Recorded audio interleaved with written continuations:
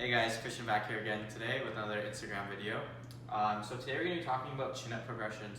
So I know many people, my clients included, want to work up to a chin-up. So here's a quick way, if you are not here and you don't train with us, how to get to that, and we'll explain it to you simply, right? So we'll start over here with the supinated cable pull-down.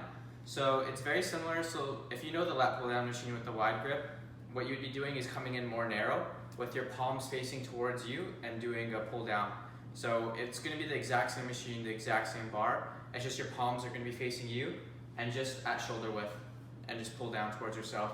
So this movement is very great because it's going to work the exact similar movement, which is just the up portion of your body pulling down towards the bar.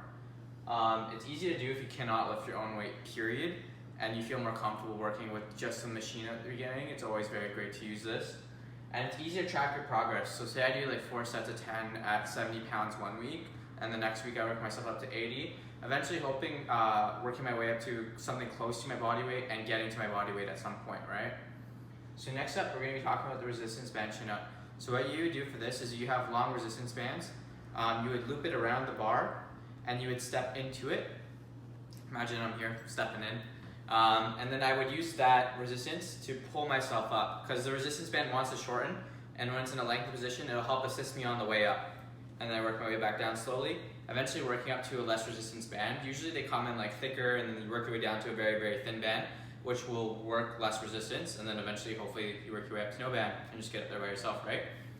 So right here, we're gonna be talking about chin-up spotting. And what I mean by that, say you have a gym buddy you go to the gym with normally, right? Having someone who would help lift you on the way up when you're pulling up and letting you work your way back down just by yourself, or on both ways. If you need help both ways, fine.